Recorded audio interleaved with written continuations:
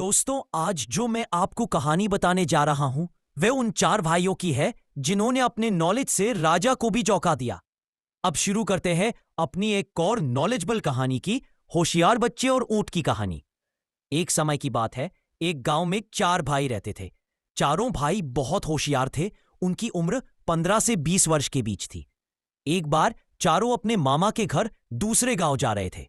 रास्ते में उन्हें ऊंट के पैरों के निशान दिखाई दिए। थोड़ा आगे चलने पर उन्हें एक व्यक्ति अपनी तरफ आता दिया।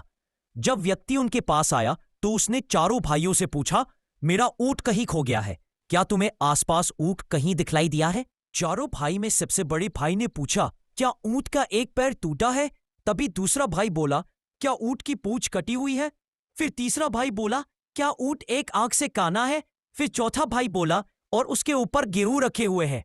बच्चों की बात सुनकर ऊंट के मालिक को लगा कि अवश्य ही इन बच्चों ने उसके ऊंट को देखा है। उसने झट से बच्चों से पूछा, बच्चों बतलाओ मेरा ऊंट कहाँ है? तभी चारों ने उत्तर दिया, हमने ऊंट नहीं देखा। बच्चों की बात सुनकर ऊंट का मालिक बोला, अगर तुमने ऊंट नहीं देखा है तो तुम्हें कैसे मालूम कि ऊंट लंगड़ा, काना, पूंछ कटी हुई है और उसके ऊपर अनाज रखा हुआ है?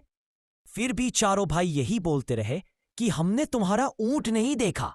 ऊंट के मालिक को चारों भाइयों पर शक हुआ कि इन्हीं ने ऊंट चुराया है।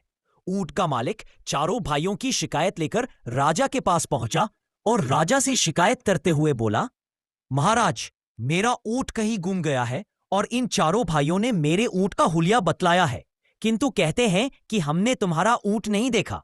मुझे शक है कि इन चारों ने ही मेरा ऊंट चुराया है। राजा ने चारों भाइयों से पूछा कि जब तुमने ऊंट देखा ही नहीं है तो तुम्हें ऊंट का हुलिया कैसे मालूम है?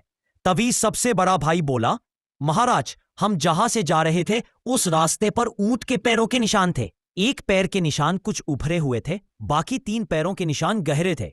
इसका मतलब है कि ऊंट का एक पैर टूटा हुआ था, जिसके कारण उसके उभरे हुए निशान बन रहे थे। दूसरे भाई ने कहा, महाराज, ऊंट की पूंछ कटी हुई होने का संदेह हमें इसलिए हुआ क्योंकि जहां ऊंट के पैरों के निशान थे वहां ऊंट का गोबर बिखरा हुआ नहीं था।